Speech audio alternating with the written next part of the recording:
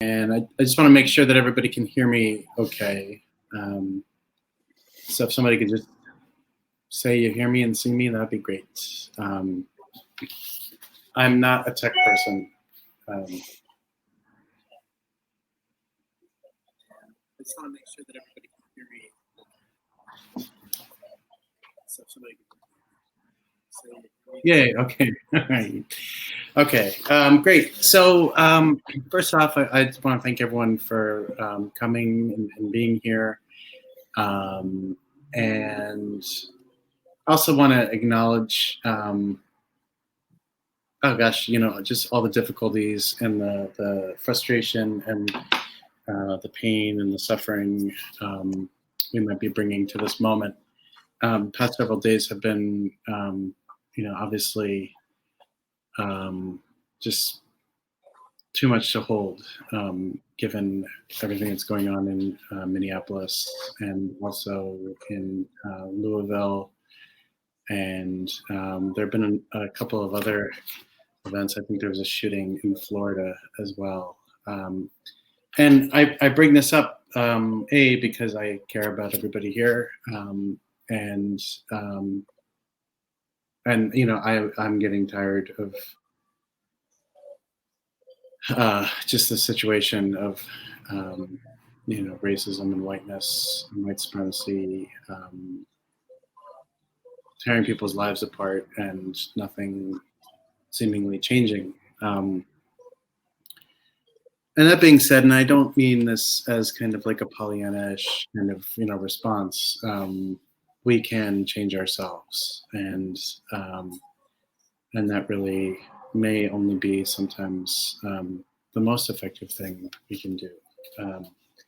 And what I want to focus on a little bit after we have a meditation session is, over the next 3 sessions, an exploration of the view, what's known as the view, the path, and the fruit. And these are 3 ways, they're kind of 3 stages of Mahamudra, like approaching Mahamudra practice.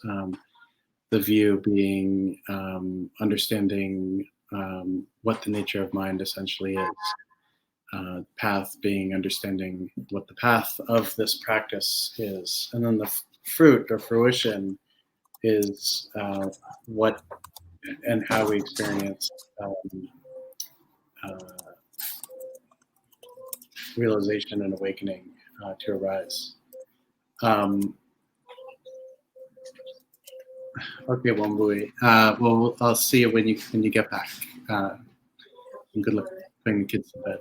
I do think that there is one of the original hosts might have their mic on. I can hear somebody's domestic stuff going on. So if you could turn your mic off, that'd be great. Yeah, I think that's good. So before we start, let's do a little bit of meditation. We'll do this for about 10 minutes. And again, as we've done before, try and allow your body to get comfortable. So whatever posture is comfortable for you.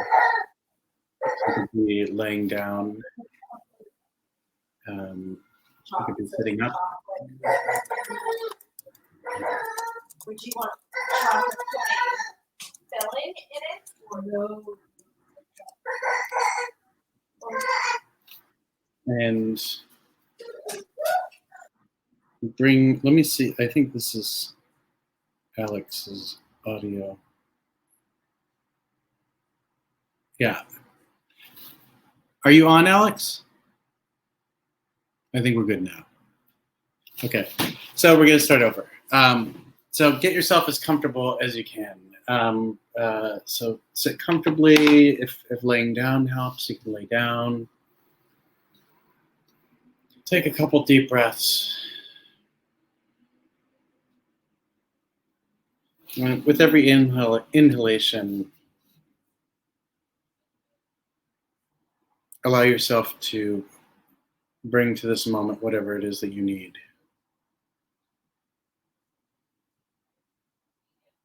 And with every exhalation,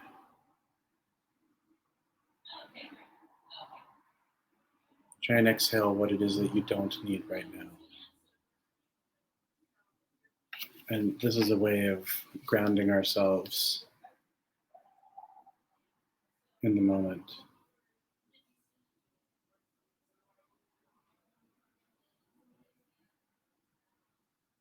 And just rest here in this moment.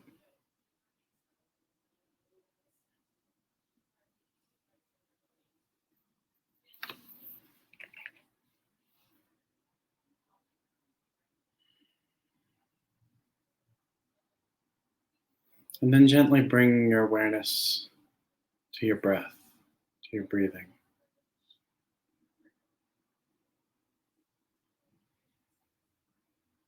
So notice every inhalation and exhalation.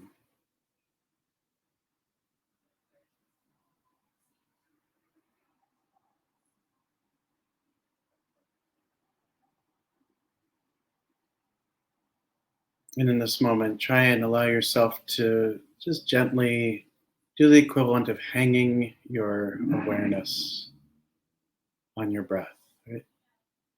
Letting your breath be the way that your mind becomes anchored, which is awareness of inhalation and exhalation.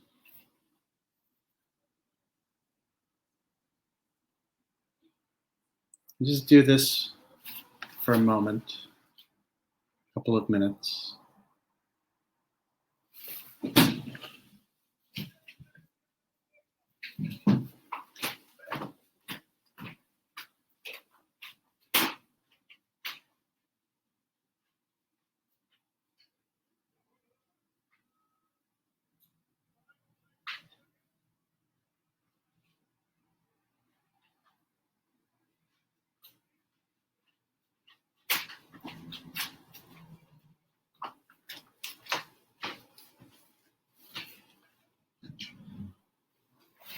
And try and allow yourself to focus naturally on whatever is arising in your mental state as we remain focused on breath.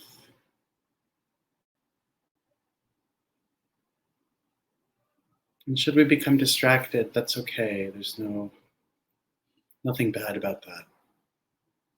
Just gently bring your awareness back to your breathing.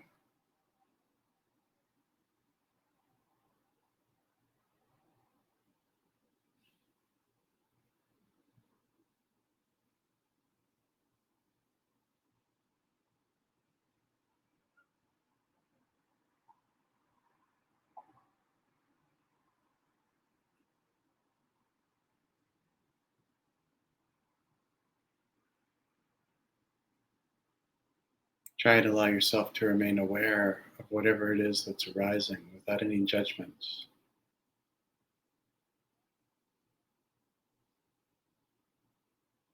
Almost as if you're noticing it for the first time.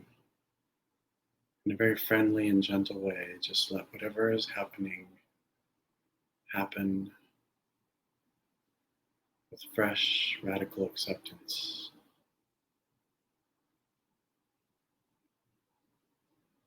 Not falling into the patterns of reaction.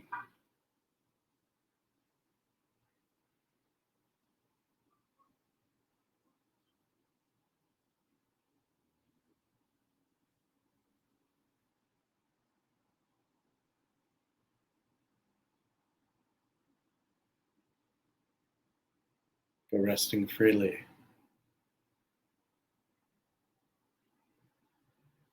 Free of the past and the future.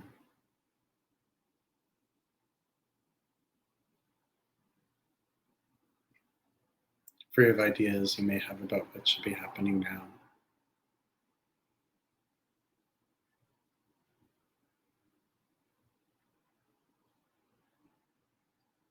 Free of excessive analysis.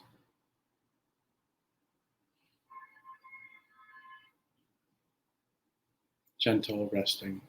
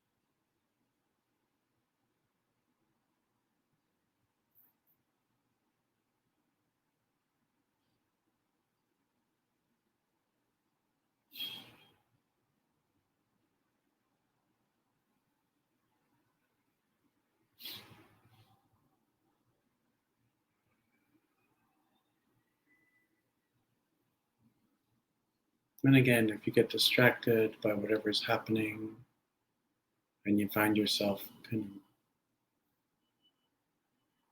down that rabbit hole, just bring your awareness gently back to your breath.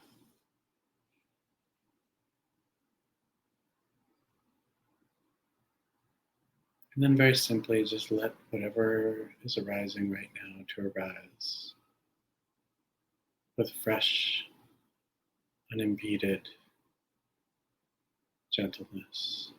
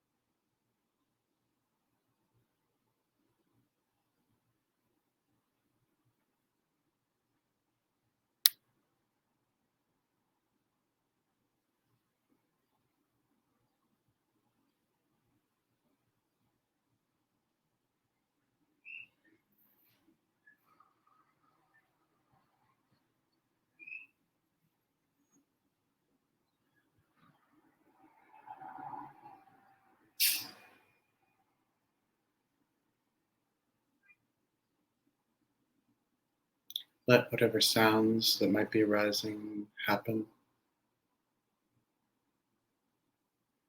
without trying to correct them, just letting them be. Let whatever sensations are arising happen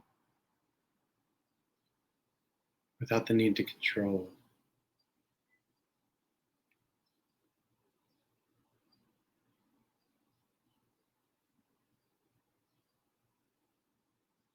And let whatever thoughts that are arising arise as freely as clouds in the sky.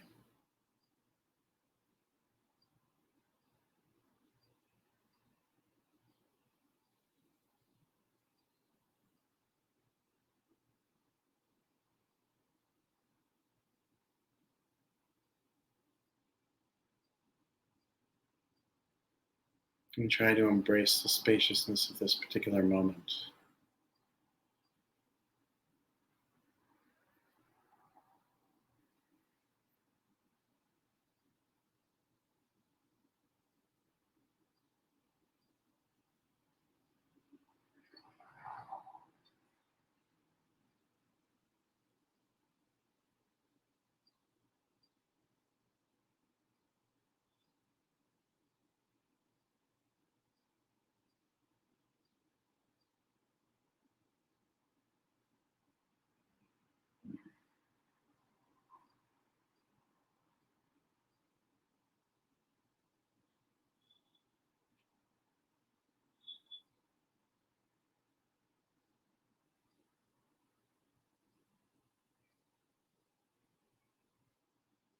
And then gently just bring yourself back to this space that we're sharing together,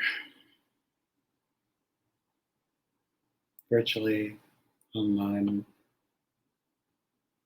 and more than virtually, it's actual. This actual relationship we all have and are sharing together.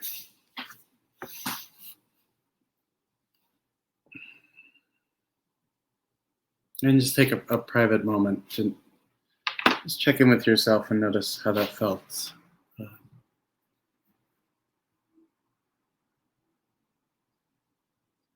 And what that was like.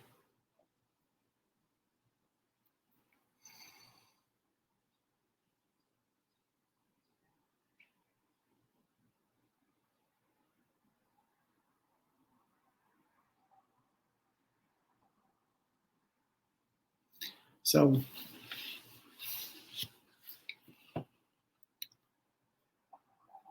the view. So the view in Mahamudra is, like I said before, is the kind of essence of what the mind is. And sometimes we experience it the way it's described, and then other times it's more, much more of a work in progress to try and allow ourselves to ease into the moment.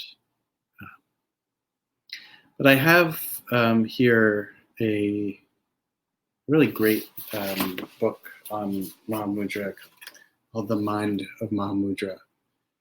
And this is translated by Peter Allen Roberts, and it's a collection of texts on Mahamudra, and it's kind of a selection from a much larger book.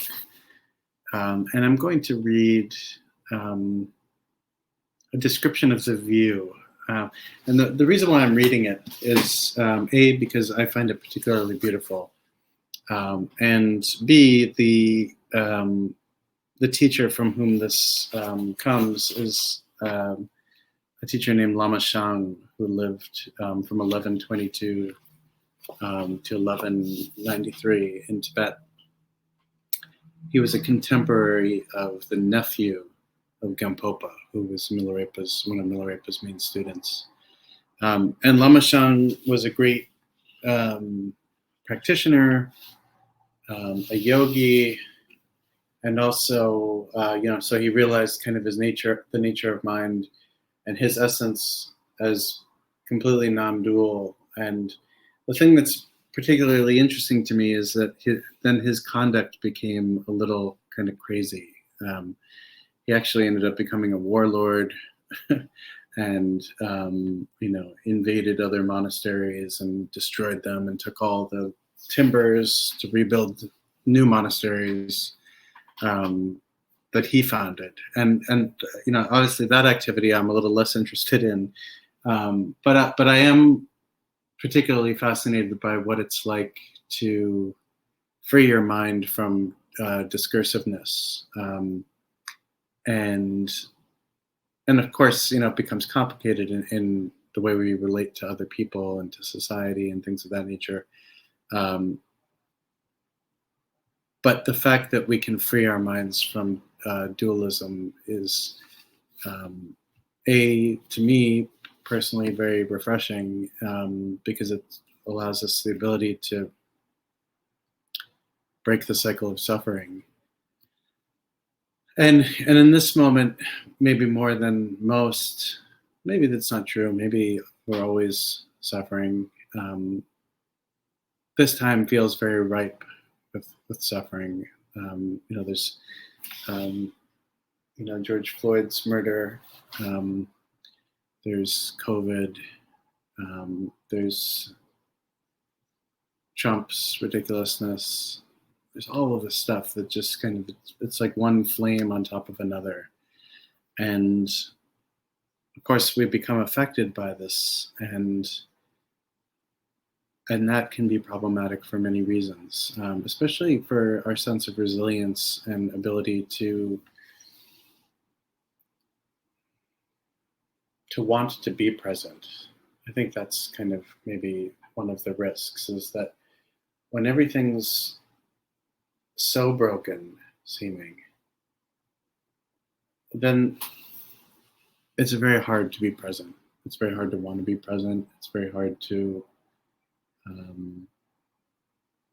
think that we matter, or that our voice matters.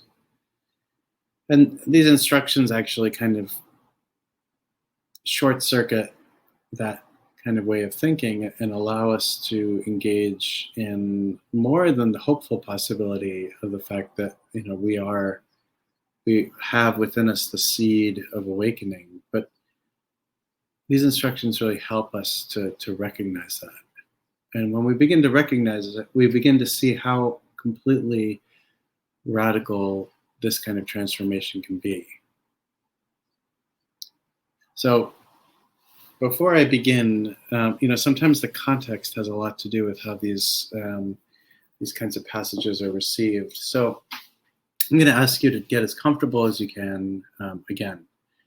And it might be helpful if you're so inclined to close your eyes and let yourself be as at ease as possible.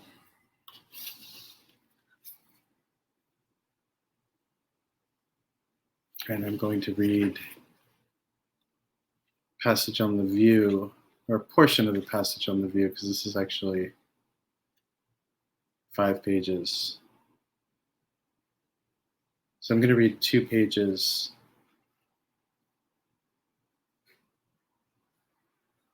A little over 2 pages. And just take it in. And so again, this isn't a philosophy text, right? So just allow, this is a little bit like going to the museum. Like, you go to a museum and you look at a painting or a sculpture or something like that, or hear a piece of music. And sometimes the thing that is the most beautiful is the way that we react to whatever it is that we're engaging. So that's what we want to be focused on. And so, Eddie, the name of the text is The Ultimate Supreme Path of Mahamudra by Lama Shan. So, here goes. Whether the conquerors of the 3 times appear or don't appear, these are the Buddhas. Whether the Aryas realize it or they don't realize it, these are the great sages. Whether the Buddhas teach it or don't teach it, whether the commentators explain it or don't explain it, this pure, elaboration-free luminosity of the true nature is primordially, naturally present, with neither increase nor decrease. Worlds are formed within pure space and are destroyed by burning fire, scattering winds, and so on.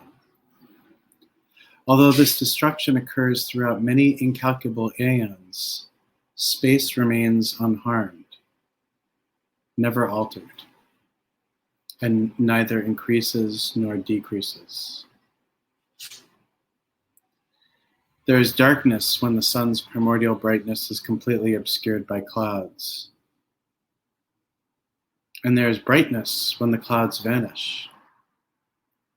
Despite this apparent increase and decrease, it is impossible for the sun's essence to increase or decrease. The unchanging Dharmakaya, which is present in the same way, is nothing other than your own mind. The entire variety of samsara and nirvana arise in the mind. The sufferings of the world and its beings arise from confusion caused by the erroneous delusion of not understanding your own mind. When you have definite understanding of your own mind, there will be great bliss and the infinite wisdom of nirvana. Everything manifests from your own mind. When you recognize the true nature of your mind, you will know the true nature of all beings. Knowing that, you will know nirvana and all other phenomenon. Knowing all phenomenon, you will transcend all 3 realms. By knowing one thing, you become wise in all. By pulling up the roots, the leaves and petals naturally wither. Therefore, gain certainty in the mind alone. The true nature of mind, the seeing of everything, primordially identical with the minds of all the conquerors and their children, is present as the birthless Dharmakaya. It is immaterial, self-knowing, and self-illuminating. It is not a thing. It has no color, no shape, or no size. It isn't nothing. And through conditions, it appears as everything. It isn't permanent. It is empty by nature. It isn't non-existent. Its nature is unchanging self-illumination. It is not a self, for when examined, it has no essence. It is not selfless, It is the great selfhood of freedom from elaboration. It is not the extremes, because it has no fixation whatsoever. It is not the middle way. It is devoid of all dependency. It cannot be identified by an example's names and symbols. It has no example. It is like space. It is not words. It cannot be described by speech. It is not wordless. It is the cause of all expressions. It cannot be reached through words such as existence and non-existence, through truth or falsity, through empty and not empty, through peace or no peace, through elaborated and unelaborated, through conceivable and inconceivable, through happiness and suffering, through perceivable and unperceivable, through dual and non-dual, beyond intellect and not beyond the intellect, devoid and not devoid, existent and non-existent, pure and impure, naturally present and not naturally present. However profound the words are, and however many synonyms are employed, it is impossible for them to pinpoint the true nature of mind.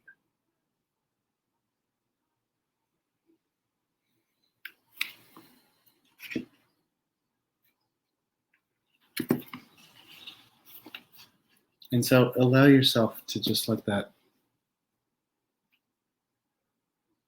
work its chemistry.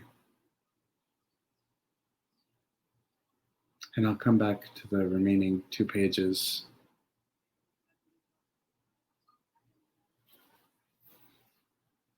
later in this session.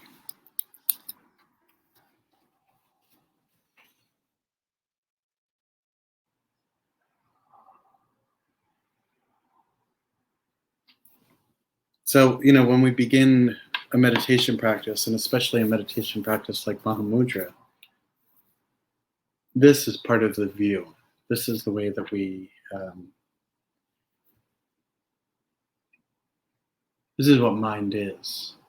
And this is what, it's not that we're trying to experience it, but this is what we're trying to allow to just arise, naturally within the focus of our awareness.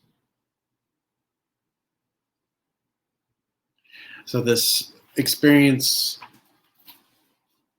that cannot be defined, at least by words. It's not that I could hold up an equation and you would instantly get it. It's not like that. And so part of the practice and part of the thing that makes Mahamudra hard is that sometimes the things that get in the way are directly related to us, right? A need to control, or a need to understand or define. When we look at some of these qualities,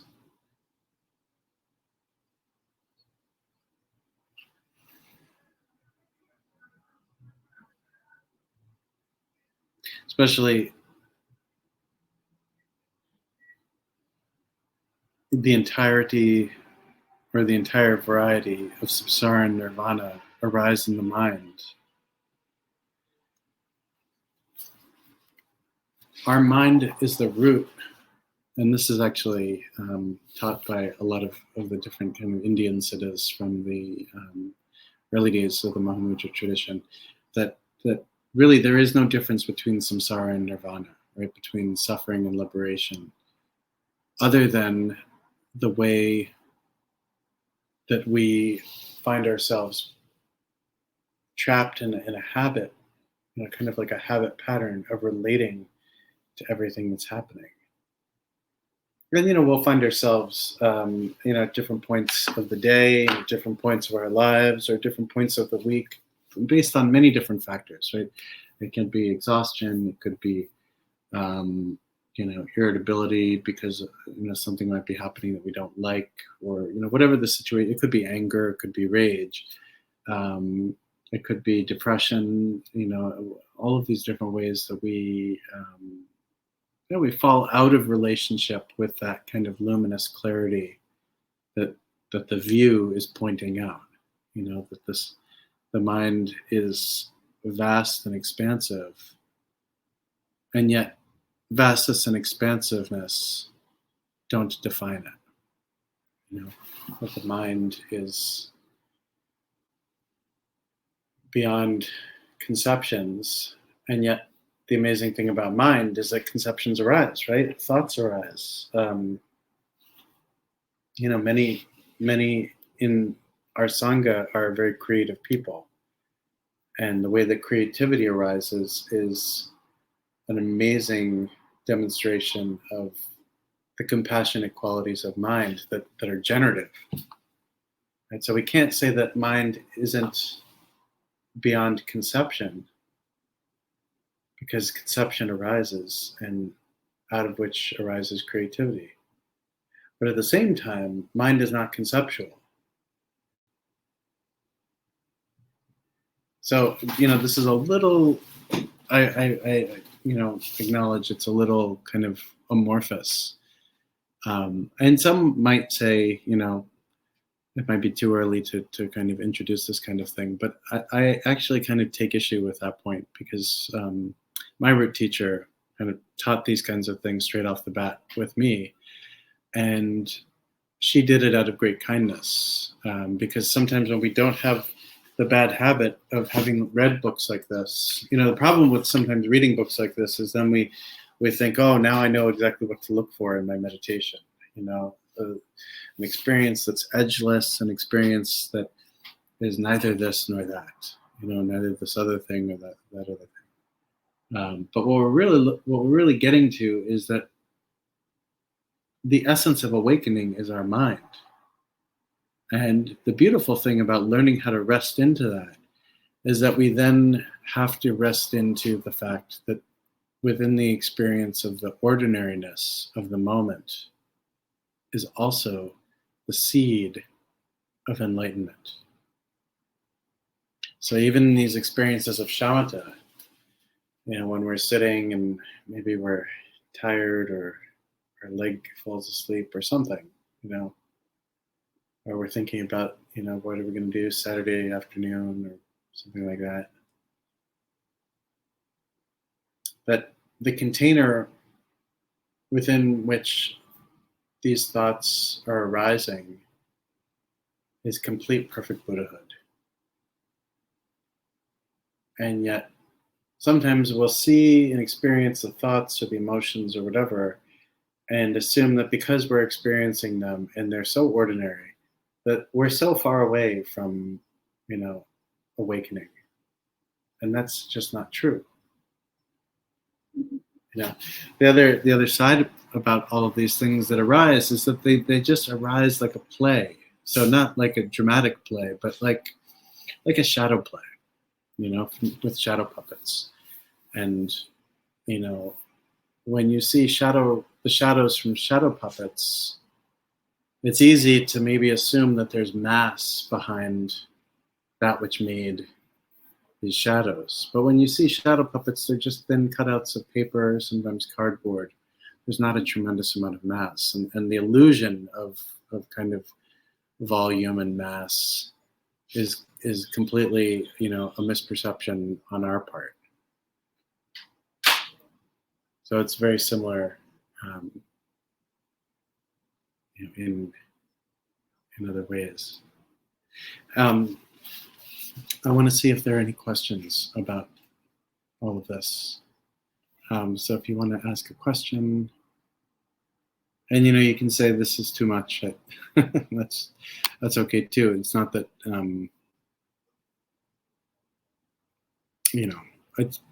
it's not that it is too much. I think But it takes us a little while sometimes to get into the practice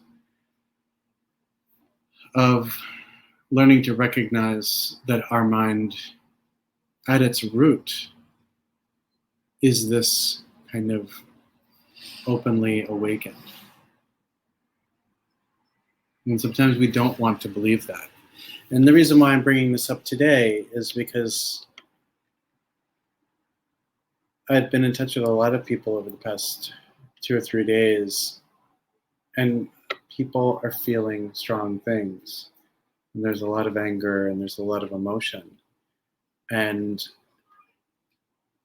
when we take the anger or the different emotions that are arising right now and contextualize them with respect to the view, we're actually able to see that there's a tremendous amount of space within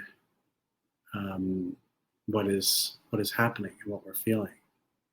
And this is the amazing thing about Mahamudra, is the spaciousness of mind is what aids us in being resilient, in a natural way, not just to, the events in Minneapolis or Louisville or Florida or, COVID or all of the death.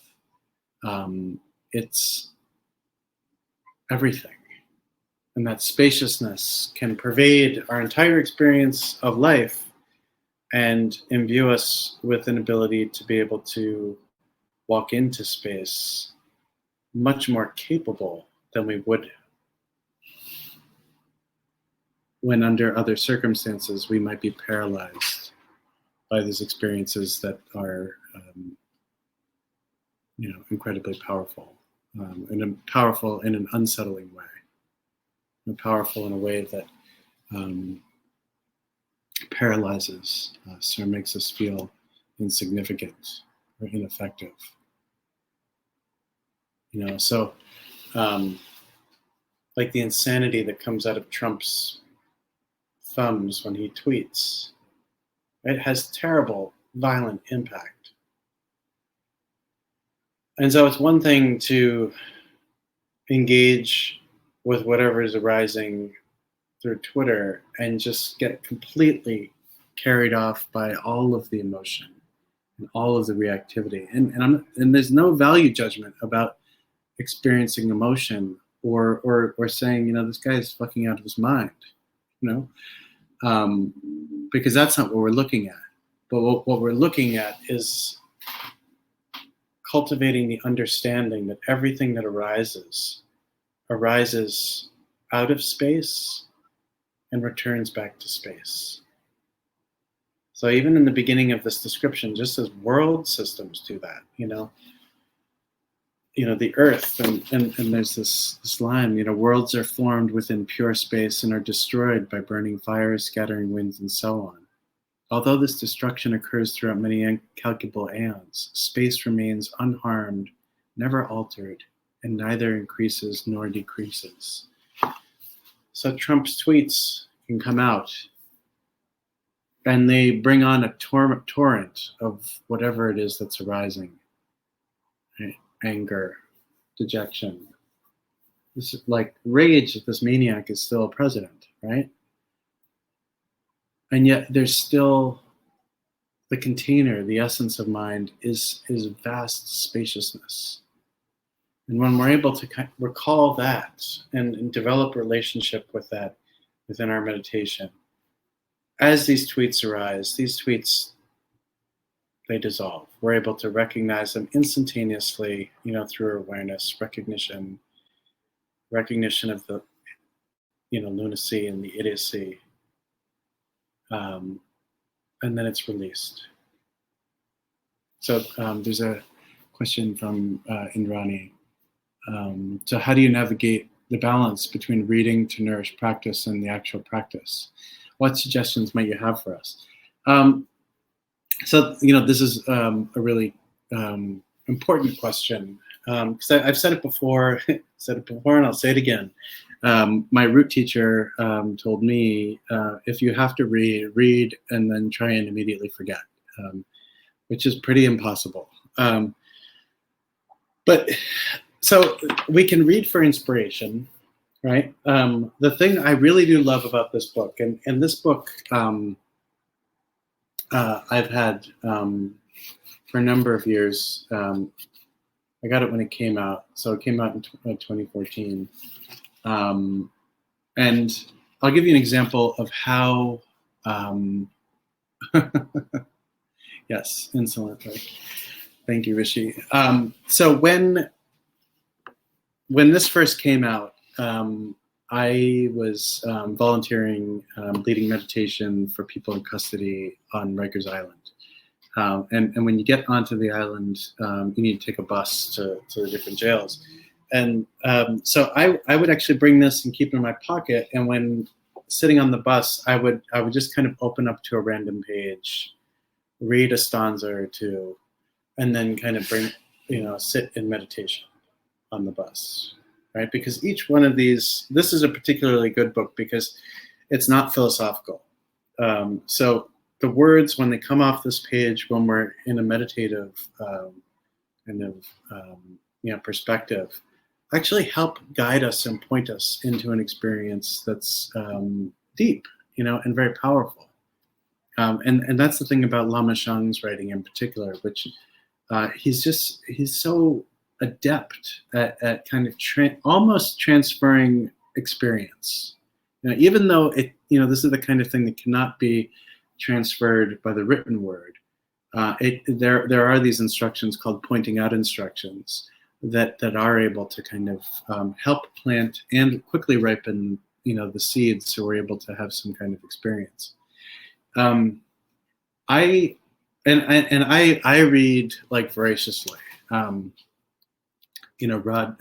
knows this because he's been over to my house a million times, and there are books everywhere.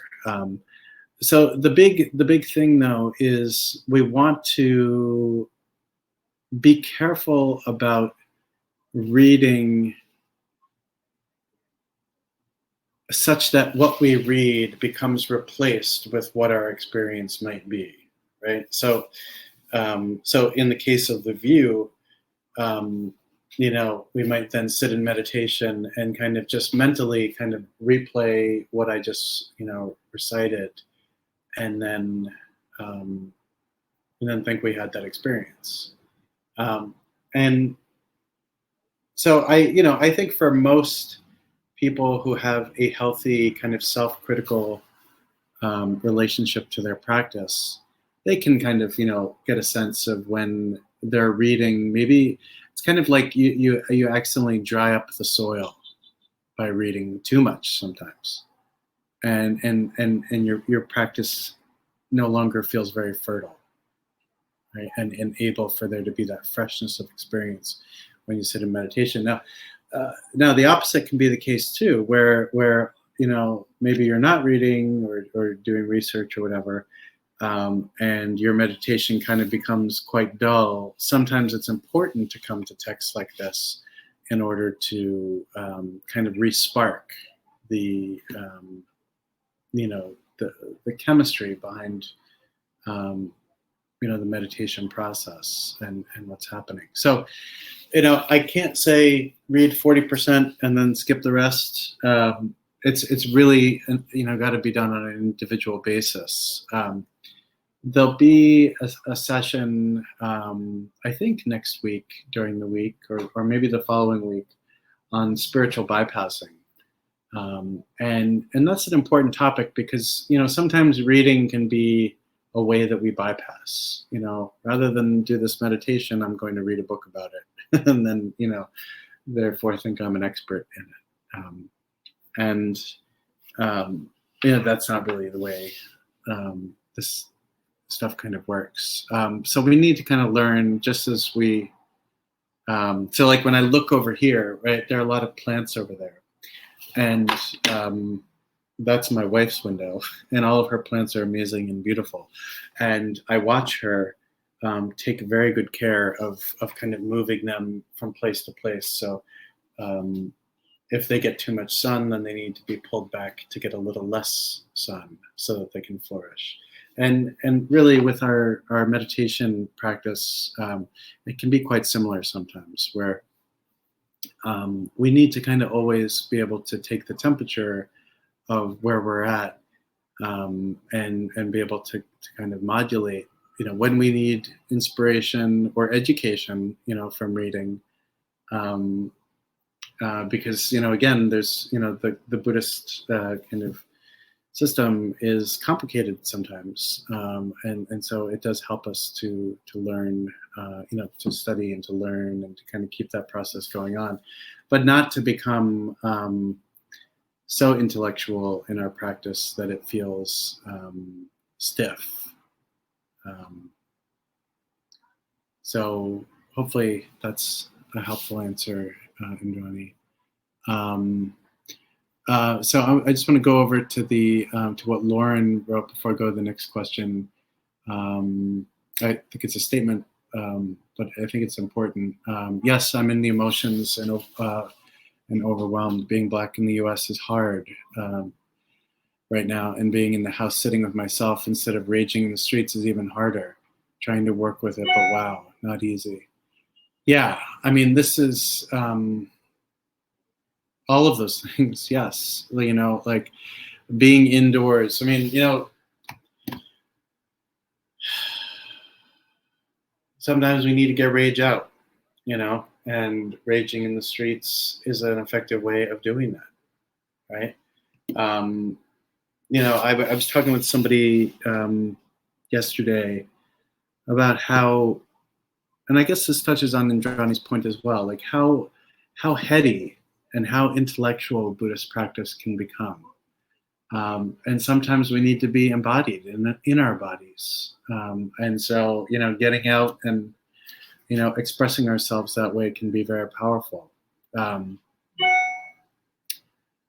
yet, and I don't mean to sound like a nerd, every moment that arises and every difficult emotion that arises is the fertile ground for our practice. It's like a big shovel full of manure. And through that, there can be tremendous growth. And yet, I fully acknowledge that doesn't help the heartache, and it doesn't help the pain.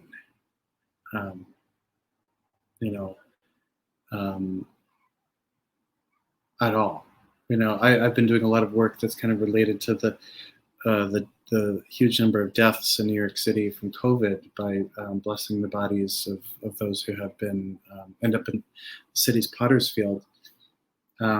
And over the past month, I've blessed over about 250 bodies, and it just begins to weigh. I view the work as sacred, powerful work that I can bring to my practice, and I can bring my practice to it.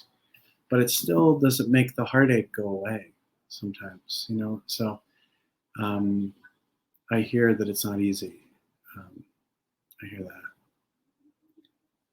that. Yeah, and so Indrani also just says, Dul really spoke to me. Another teacher's teacher talks about asking if the practice feels fresh. Yes, yeah. So, not only if the practice feels fresh, but if we can relate to whatever is arising, in the moment with freshness, right? And so that's the other side. Is like we can become jaded, like, oh yeah, like that's what that is, like that feeling or that emotion or that thought, like, I know what you are, like you're just this, right? And again, it's not like, so one of the things I like to say, and I said it in the meditation portion at the beginning, is to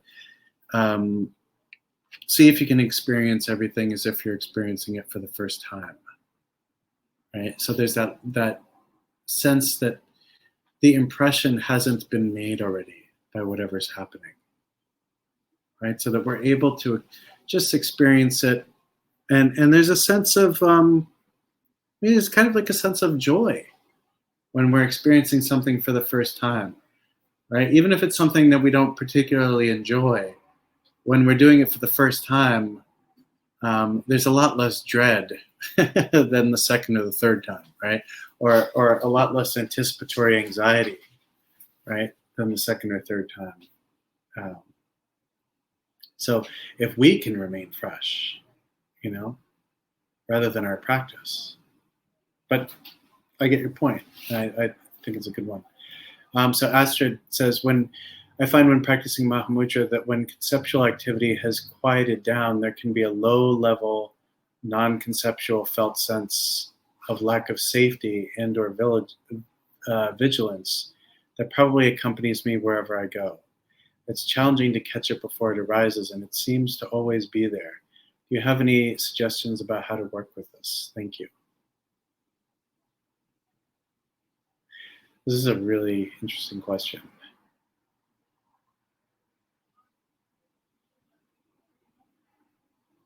So I'm just going to repeat one part. There can be a low-level, non-conceptual felt sense of lack of safety and or vigilance. I'm sorry, I'm a little tired today. So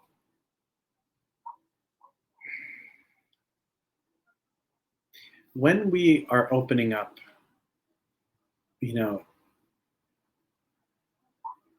into an experience of non-conceptuality,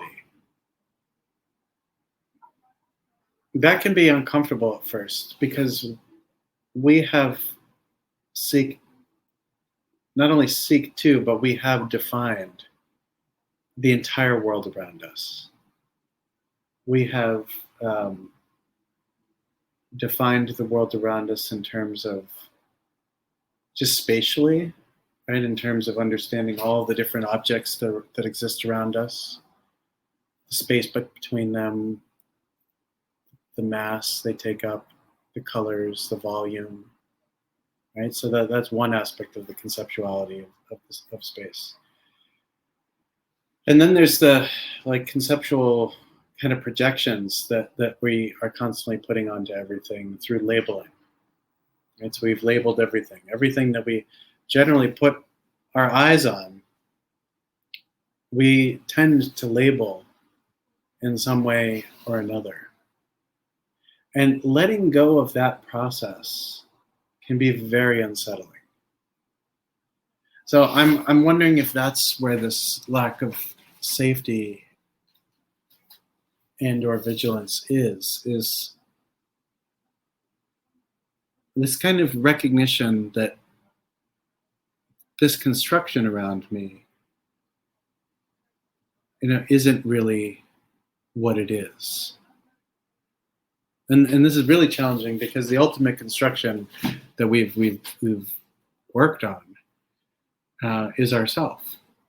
And we have worked on it, and others have worked on it for us by projecting onto us a whole host of things that we end up believing, which is just one of the terrible parts about racism and sexism and ableism and every way that we put people in boxes is, we get put in boxes and then labels are thrown onto us. And then, we begin to internalize those labels and then we're living some other person's story, right? And then when we come back to the practice of Mahamudra, these storylines, we're trying to give these storylines space.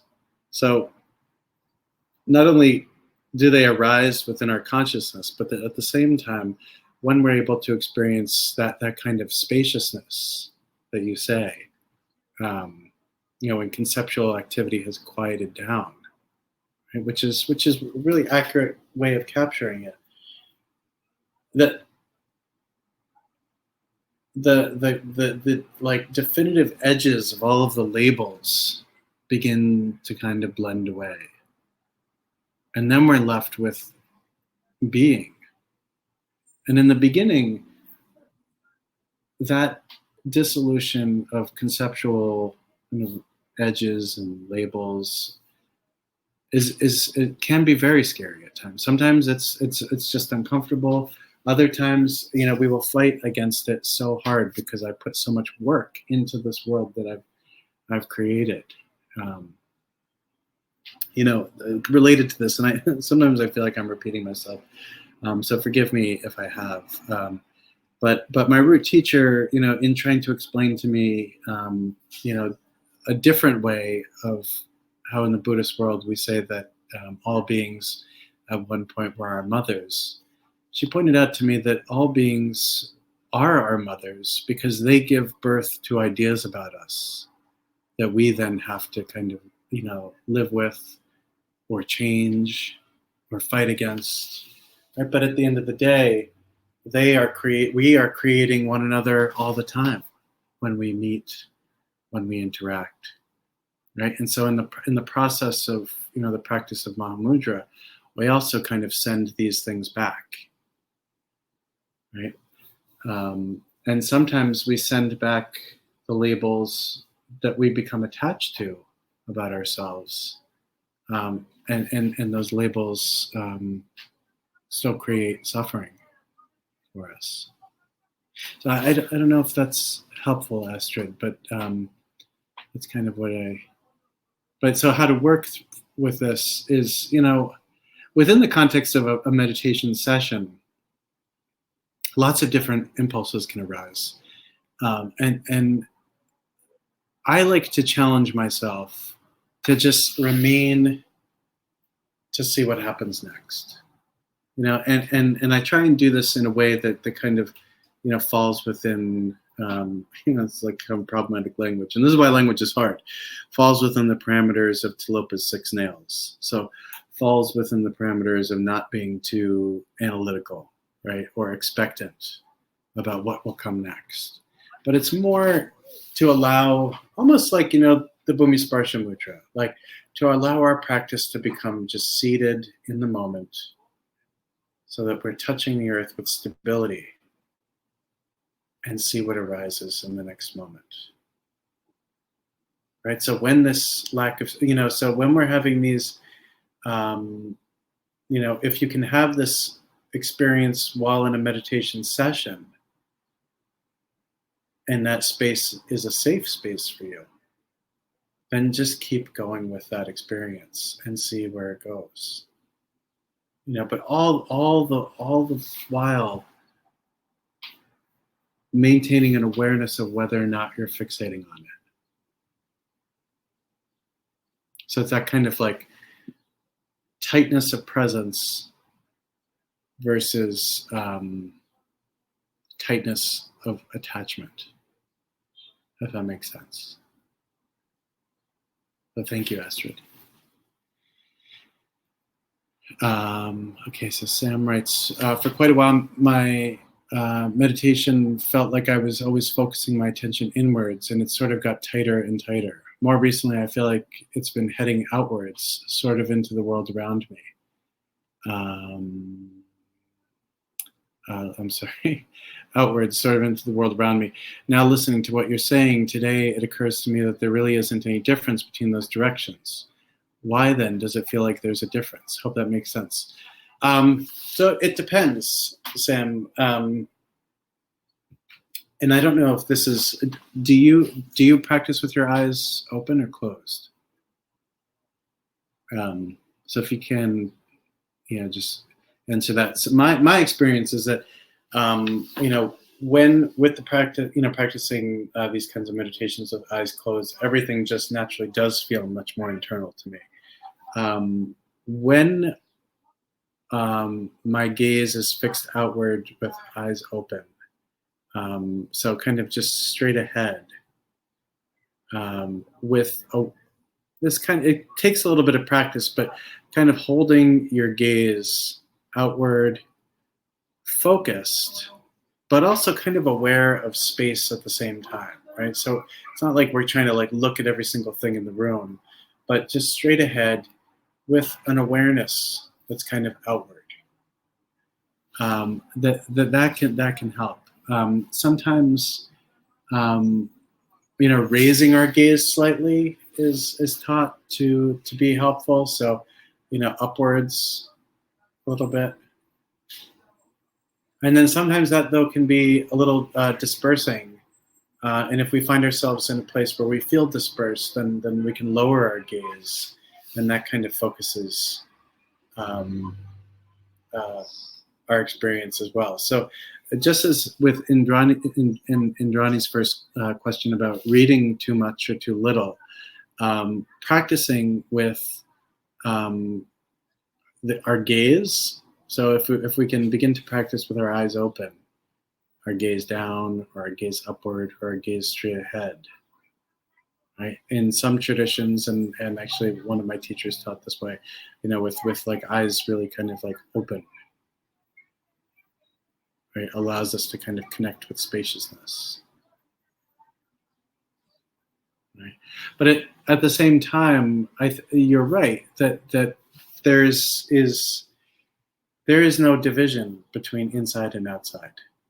The same way as we become more adept, like awareness of space becomes, it leads to an experience of being able to recognize vastness. And when we're able to recognize vastness in that way, then that the emotions that arise, or the sensations that might come, do not occupy us in the same way, because they're it's almost as if the container is blown out, that those thoughts just cannot, they don't have the same mass, they don't have the ability to kind of keep going and affecting us in the same way. And then just like with Astrid's point, there's a lot to be said with just kind of like going through what is happening in this moment, right? Like there was a time where I would find myself having what would be considered a particularly good experience in meditation, and I would seek to just end my sessions then. It's kind of like ending on a good note. I'd be like, damn, like that was great. Like, all right, now time to get up and have some tea, And there was something within that experience where I didn't really want to go any further, right? And it could have been probably at that time an internal fear that then shit would get really boring, afterwards, and it would wear off, right? And again, the thing about mind is that it's changing all the time. So that even in so it's true that as we practice more, this sense of light spaciousness, and Astrid, you captured it very well in terms of things settling into kind of an increased non-conceptual experience. That happens, and when that happens,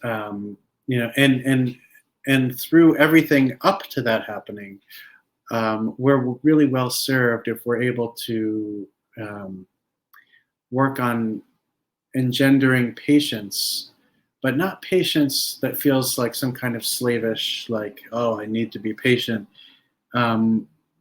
Rather, a sense of curiosity. Patience as curiosity, right? And that allows us the ability to remain a little bit longer, and to see where all of these experiences go.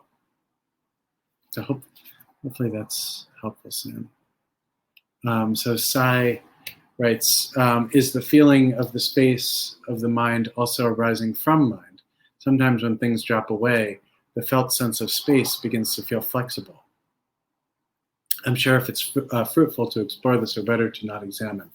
So I'll take the last part first. So there's a difference between examining and remaining aware of what's happening, right? So examination is really kind of like, some aspect of poking and prodding at what's happening, right? You're trying to get a better understanding of it. And that's, that's useful from time to time, right? But maintaining awareness of what's happening allows us to regard, right, or to experience something without getting into the conceptuality of, the qualities of what's happening. Now, the feeling of space does arise. So spaciousness, the experience of spaciousness arises from the mind as the mind becomes more familiar with the way it works, right? So in the beginning, when we started meditation practice, the mind can feel kind of completely out of control. Thought movement is just crazy. We get distracted after, half a minute, and then we're just sitting there thinking about, what we're going to do after meditation, or how boring this is, or like, really, like, maybe I should have picked a different kind of meditation. But as we stick with it, and as we begin to kind of learn about the way the mind works, and this kind of gets back to this point that Lama Shang brings up about how important it is to learn, through experience, what the mind really is. So, there's this,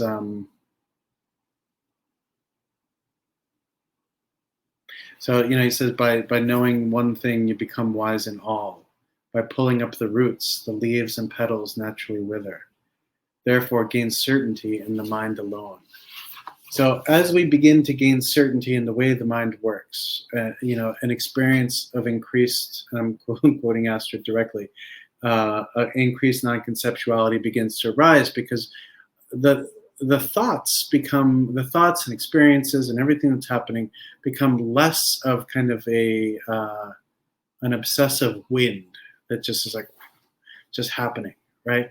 Eventually that kind of settles to an extent, right? And we're not forcing it to settle. It's settling by virtue of the fact that through our observation, through awareness, there's nowhere for these things to kind of hold on to. And eventually we become aware of the spaciousness that's part of the process, right? So there's that aspect of it that arises naturally. Now, the other thing we can do, and I've mentioned this before, when I was first introduced to this meditation by my root teacher, it was in Sikkim in India. It's a very mountainous part of the country. And she lived, at the time, the building she lived on was one of the tallest buildings, and it was kind of on a high part of the hill. And it was kind of like a garden apartment and so you could walk out onto the roof where there were potted plants, and there was a place where we would meditate. But when you would look out, the entire valley was in front of us, and then the next mountain. And so there was this sense of huge, vast space. So maybe kind of like an equivalent would be like meditating at the beach, like looking out over the horizon. So when we're able to do that, that sense of spaciousness aids us in also recognizing spaciousness, as it happens in our meditation practice. So that's a good thing to kind of play with. Now, at the end of the day, like in the Zen tradition, then there's Bodhidharma, who used to practice just facing a wall.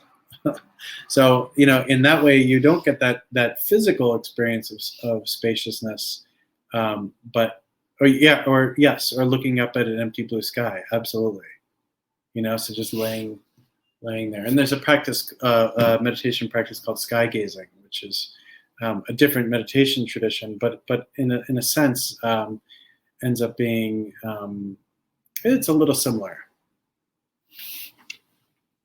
So then Payne writes, I definitely recognize the overreading problem. The first time with Longchenpa. Wow. Third time. Reifying, grasping, a bit sticky. My question is if there's a kind of Mahamudra Lectio Divina that can be bridged, can be a bridge here. So I'm going to admit my ignorance and ask you for clarification on Lectio Divina. So if you could type that in the text box, that would be helpful.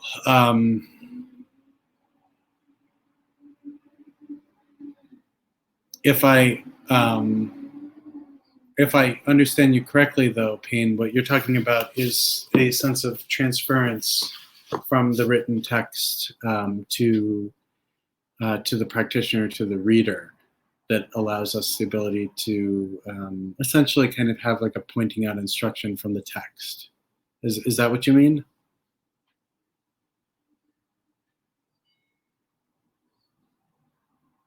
Hopefully that's what you mean. So let me know if that is. So if that is what you mean, I can speak more about that. There is and we'll get to this at a later point. Yes, yeah, exactly. So he writes, it's a practice from the Christian tradition using written text to guide meditation. A small snippet of text guides you. Yes, absolutely. So so I know Payne, and I know of his. I pointed him in the direction of a text which very beautifully captures the nature of mind, as does the Lama Shang text. And so those texts are precisely to be used in that way. They and I mentioned this before, like you can read one passage of Lama Shang and then sit in meditation, right? Go from that, put the book down, and just sit in meditation.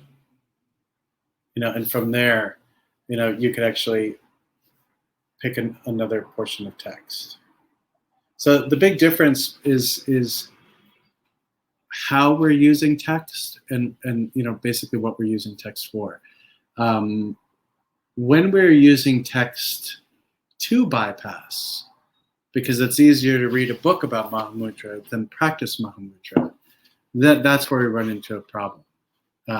So there's this, I wrote about it in Modern Tantric Buddhism, but there is a portion in the mind section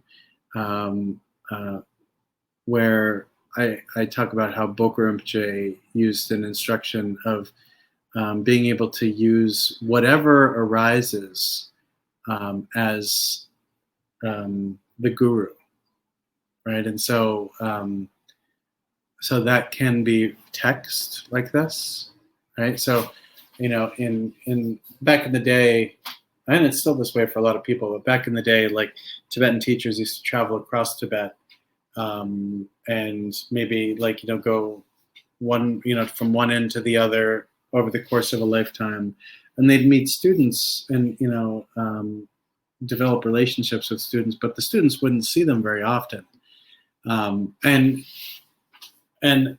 this wasn't developed because of that was the case. But the beautiful thing about the Mahamudra tradition is that when we begin to practice deeply, there's this way of practicing so that everything can become the teacher and everything can become a meditation instruction. And so in a very literal way, text can be that way, right? So we can, so I'm going to open this up.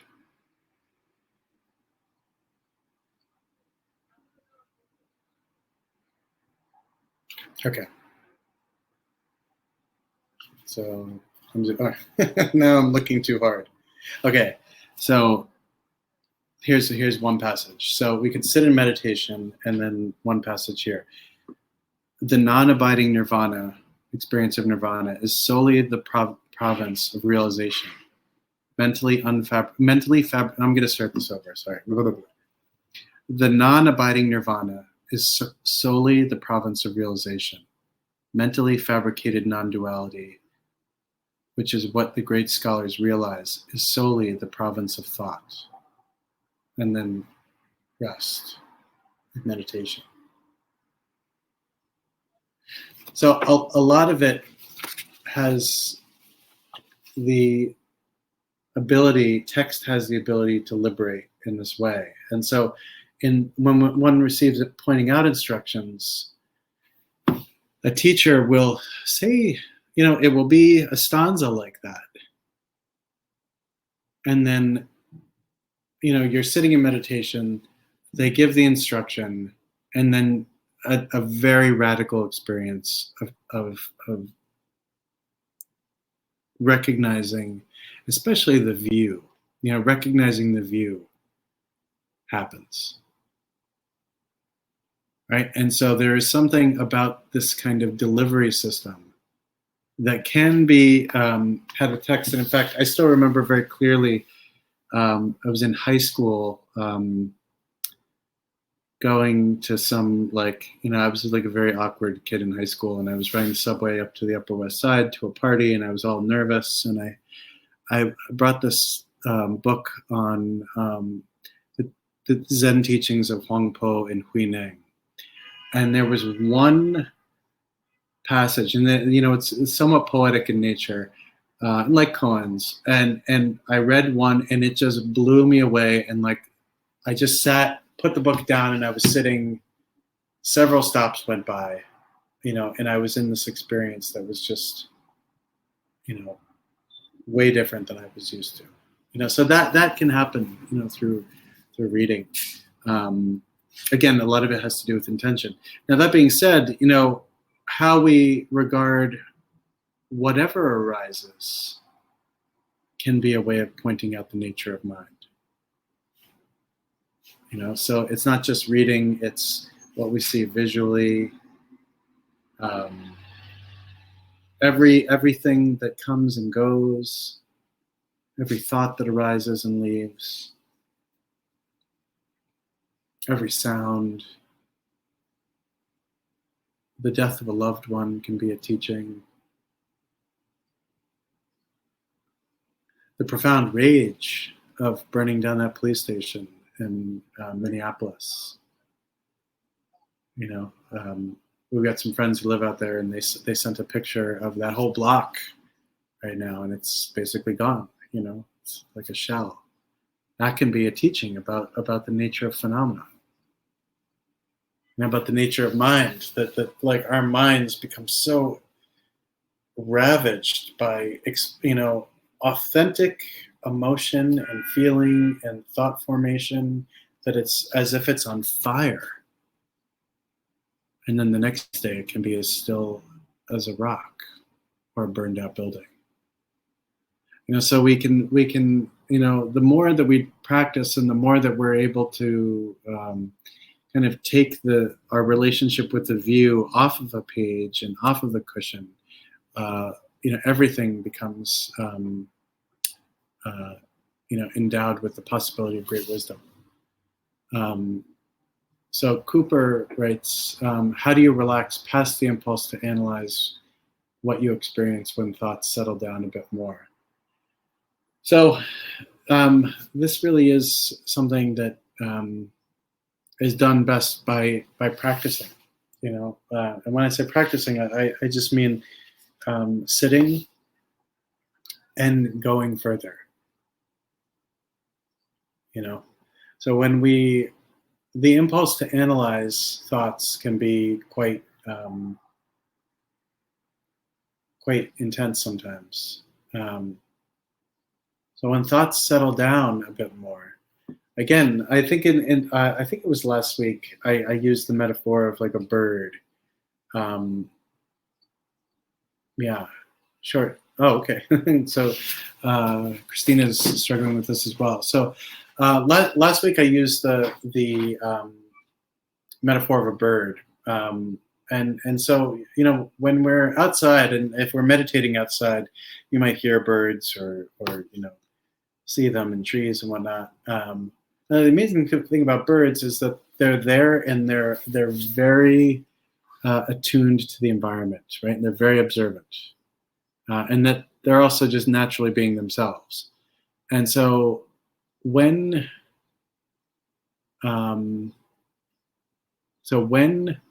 we're resting in the meditation experience, right, and thoughts are settling down a bit more, we want to just remain aware, alert, and vigilant like a bird, but natural, right? And again, to kind of get back to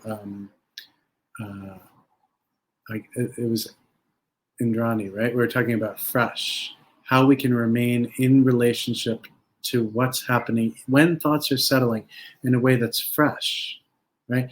Fresh meaning, not kind of cycling into this analytic space, right? This open curiosity. And the thing that I've come to see is that the practice of shamatha in particular allows us a very authentic experience of patience when we're able to just allow ourselves to slow down and just go a little further, if that makes sense. You know? So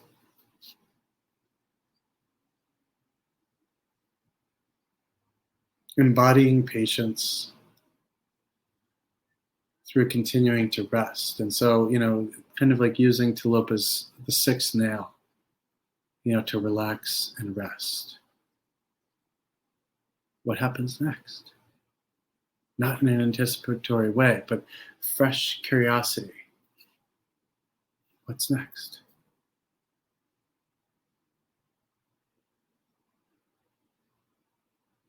And just letting that happen. You know, the thing about meditation is if we were to do it, I mean, you know, there's not an end. Like we don't get to this point where like everything just ends, you know, at a meditation session. Like, you know, if you do it like a wind up toy, you know, like you'll wind a toy up and then it'll go and go and go, eventually slow down and stop. Right? We will have things will slow down. There will be a greater sense of spaciousness. You know, if we use the wind-up toy as a metaphor, but stretched it out over the course of a couple of years of meditation practice, right? The quote-unquote slowing down of that is an increased ability to rest into the spaciousness part of the view, right? The spaciousness of the nature of mind.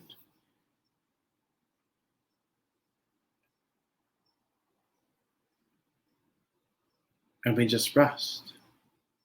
No judgment. No anticipating about the future.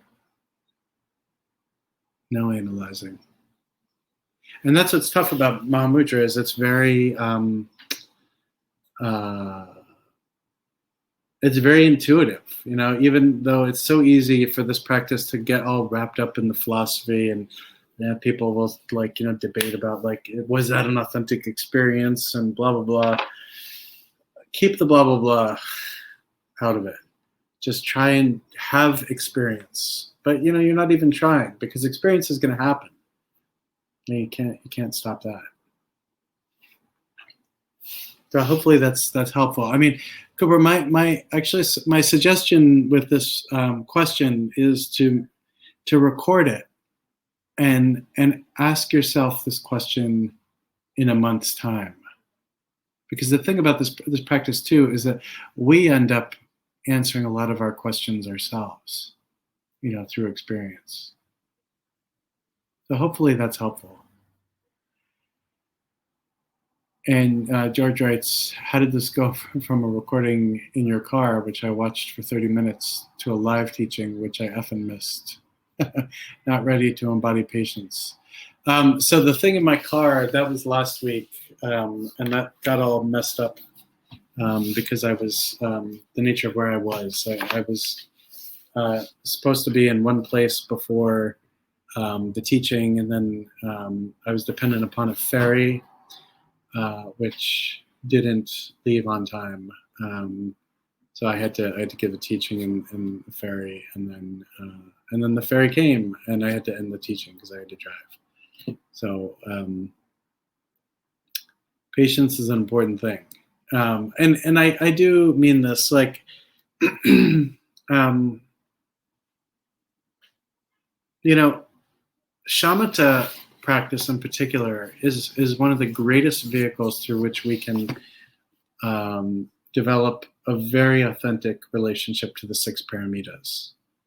And that is because if we are able to learn experientially, right, about mind and about what it means to develop patience, right, what it means to develop concentration, what it means to develop meditation, what it means to develop a sense of generosity, etc., through all of the six paramitas, we'll find that shamatha is the ideal vehicle. You know, shamatha people treat it as if it's just a very basic meditation, and it is, right? It's basic meditation. But the thing is that we come face to face with the experience of mind, the experience of, various emotions as they arise, and that's what we work with, right? And so in the beginning, when it's challenging for us to even sit for 5 minutes because it feels like everything's welling up, but then after a couple, months of meditation practice, we've been able to achieve 10 to 15 minutes with a sense of comfort and joy. That's a really great example of how we've engendered an experience of patience without having to approach it from the perspective of something that we add that we never really had within us. We have always had patience within us. We always have patience with us. But we tend to be so fixated on output, on experience, on having a kind of experience, that we never give ourselves the time to be able to rest into these experiences.